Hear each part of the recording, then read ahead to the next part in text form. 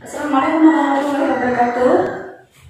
Selamat pagi anak-anak semuanya. Karena kita tidak bisa melakukan pembelajaran secara langsung, maka kita lakukan dengan cara membuatkan video, kemudian kamu pelajari di rumah masing-masing. Oke, hari ini kita masuk materi baru, yaitu judulnya cahaya.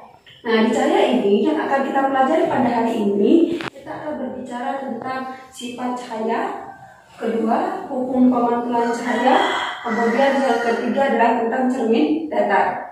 Sebenarnya sifat cahaya itu kamu sudah pernah belajar di SD. Cuma mengingatkan saja bahwa sifat cahaya yang pertama adalah merambat lurus. Di SD sudah pernah belajar cara merambat lurus.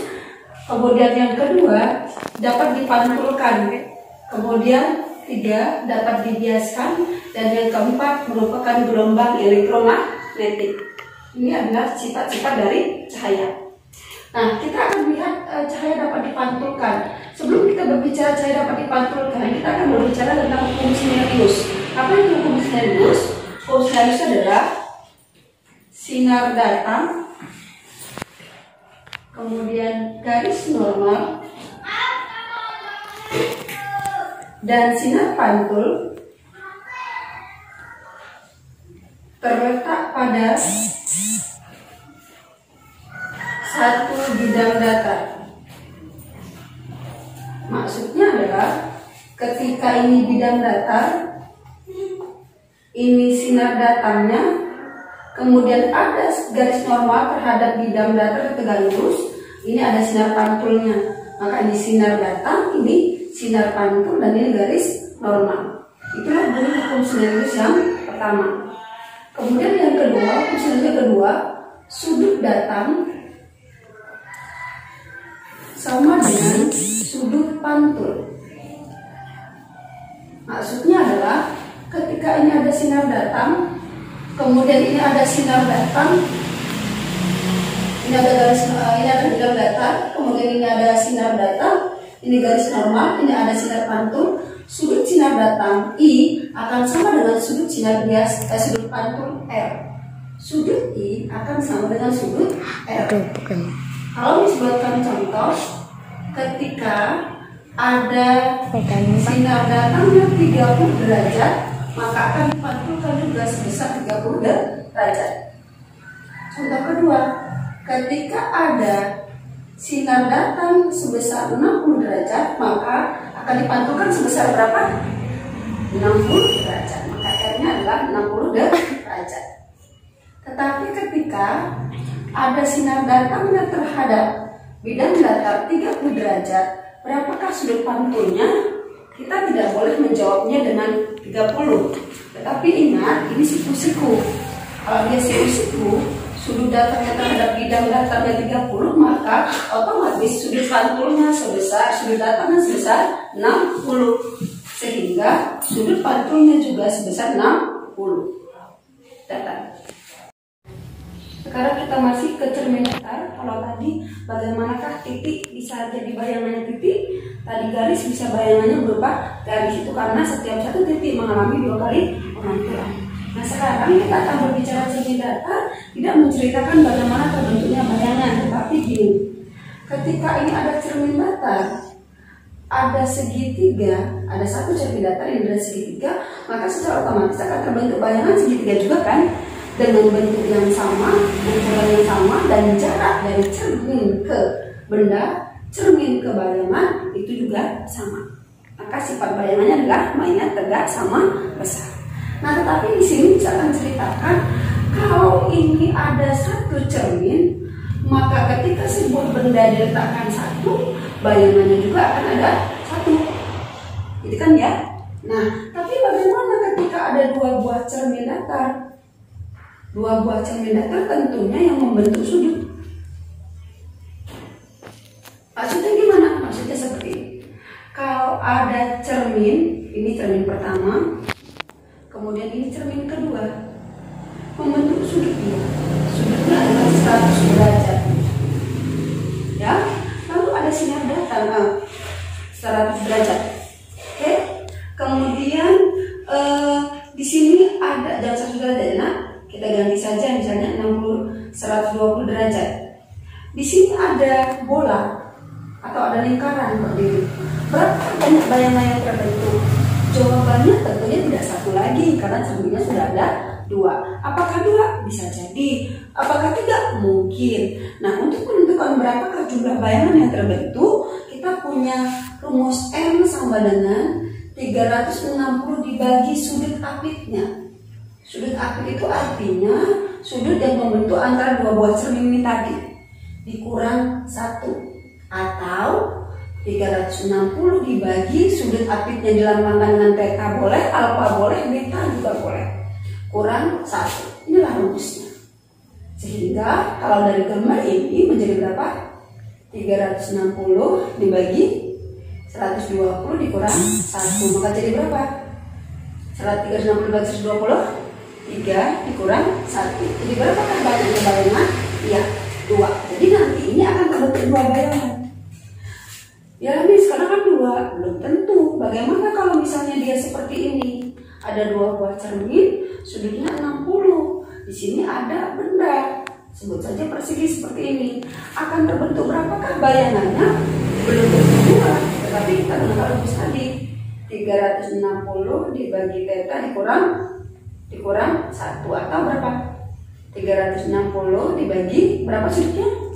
Ya, 60 dikurang 1, maka banyaknya adalah 360 dibagi 6 adalah 360 bagi 60, 6 dikurang 1, maka akan terbentuk 5 buah bayangan. Itulah ketika dua cermin datar yang membentuk sudut. Selanjutnya kita berbicara tentang cermin datar. Nah, cermin datar ini sebenarnya konsepnya kita menggunakan hukum pemantulan cahaya ini untuk membentukkan bayangan pada cermin datar. Di SD kita sudah pernah belajar, atau tadi sebelum kamu beraktivitas biasanya kamu akan bercermin. Tahukah kamu cermin apakah yang kamu gunakan untuk bercermin? Ya, cermin datar. Nah, mengapa kalau badan kita 1 meter itu nanti di cermin juga tetap 1 meter? Itu menggunakan hukum pemantulan cahaya untuk cermin datar. Perhatikan, seandainya ini ada cermin datar, tentunya ini bagian depan, ini bagian belakang, ada titik di sini, maka nanti titik ini akan menjadi bayangan yang di sini. Kalau jaraknya ini 5 meter, otomatis ini juga akan jadi 5 meter. Kalau ini besarnya 10 cm persegi, maka ini juga jadi 10 cm persegi. Biasanya kita menyebut cermin datar itu punya sifat bayangannya. Apa sifat bayangannya? Adalah maya, kemudian tegak, kemudian sama besar. Apa maksud sama besar? Yang dimaksud sama besar adalah tadi kalau ini 10 cm persegi, ini pun 10 cm persegi, itu disebut dengan sama besar. Maya, tegak. Kalau kamu bercermin, ketika kamu bercermin, kepalamu ada di atas, maka bayangannya kepalanya di mana? Di atas. Itulah yang menunjukkan kalau dia tegak. Ya, itu yang disebut dengan tegak. Oke. Nah, untuk menentukan sifat bayangan maya, tegak, sama besar ini, sekali lagi sudah tadi bilang menggunakan hukum pemantulan cahaya. Si titik ini akan menjadi titik di sini dengan catatan setiap satu titik itu dia akan mengalami 2 kali pemantulan. Berarti nanti kalau dia berupa garis akan terjadi 4 kali pemantulan. Kalau dia berupa bidang dan seterusnya, intinya setiap satu titik itu akan ada 2 kali pemantulan. Contoh, perhatikan ini. Kalau ini cermin datar, ini titik, maka titik ini tadi harus terjadi berapa? 2 kali pemantulan ya. Oke, 2 kali pemantulan berarti lihat tadi masih ingat sinar datang, kemudian garis normal. Sinar datang itu terhadap garis normal harus sama dengan sinar pantul. Kalau ini sinar datangnya berarti ini sinar pantulnya. Dibuat 2 berarti ke sini. Boleh nggak mesti sini? Boleh, cuma nabrak-nabrak. Jadi dibuat di sini. Ini sinar datang sembarang saja. Kemudian ini garis normal, lalu ini sinar pantul. Nah, perpanjangan dari sinar datang sinar pantul pertama dengan sinar pantul kedua akan ada pertemuan. Nah, pertemuannya inilah titik ini jadi ini. maka sifat bayangannya kalau ini 10 cm ini tetap 10 cm itu karena dia punya sifat mahnya tegak. Mahnya dari hasil perpanjangan. Mengapa mahnya? Itu karena hasil dari perpanjangan. Kemudian tegak, karena memang dia tegak. Ya, nyambung ya nak? Maka apa sifat bayangannya? Mahnya tegak sama besar. Dan bagaimana kalau dia berupa garis? Berupa garis.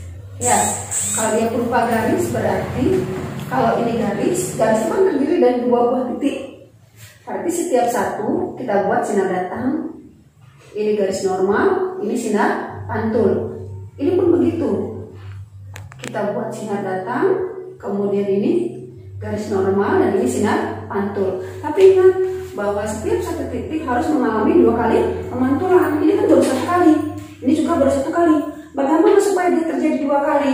Boleh kita buat ini. Ini sinar datang, ini sinar datang, kemudian ini sinar datangnya, ini sinar datangnya, kemudian sinar pantulnya. Ini juga seperti itu. Ini sinar datangnya, kemudian sinar pantulnya. Ketika ini misperpanjang dan ini misperpanjang, ketemu ini.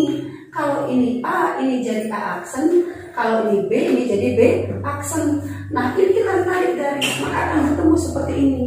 Kalau ini dia 10 cm, ini pun jadi 10 cm. Pahamnya? Oke, ada pertanyaan? Tidak ada? Ya, selesai. Selanjutnya kita akan berbicara materi selanjutnya adalah materi cermin cekung. Nah, materi cermin cekung ini sedikit berbeda dengan materi cermin datar. Karena kalau cermin datar itu tidak punya ruangan 1, ruang 2, ruang 3, ruang 4. Tapi kalau cermin cekung dia punya ruangan-ruangan. Nah, untuk sampai pada bagaimanakah ruangan-ruangan itu, perhatikan dulu sifat-sifat dari cermin cekung. Oke, perhatikan. Cermin cekung. Cermin cekung itu dia punya sifat. Sifatnya adalah PKK. Apa itu PKK? P itu adalah positif. Apa maksud positif? Fokusnya itu bernilai positif. K itu adalah kumpul. Apa maksudnya? Pekerjaannya adalah mengumpulkan cahaya. Jadi cahayanya akan terkumpul. K yang selanjutnya adalah konvergen. Konvergen ini bahasa lain dari kumpul. Jadi kumpul itu adalah sama dengan konvergen. Jadi ingat ya, sifat dari cermin cekung adalah fokusnya bernilai positif. Pekerjaannya mengumpulkan cahaya yang dalam bahasa fisikanya sama dengan konvergen. Nah, cermin cekung nanti cara menentukan bayangan itu ada 3. Yang pertama bisa kita buat dengan cara melukis. Yang kedua bisa dengan cara menghitung. Kemudian yang ketiga bisa dengan cara melihat-lihat. Dilihat-lihat saja ketemu jawabannya. Nah, tapi sebelum sampai pada tahap melihat-lihat, kita harus tahu dulu dengan cara melukisnya. Nah, melukis dengan cara melukis itu kalian harus tahu 3 sinar istimewa. 3 sinar istimewa cermin cekung. Nah, 3 sinar istimewa cermin cekung itu yang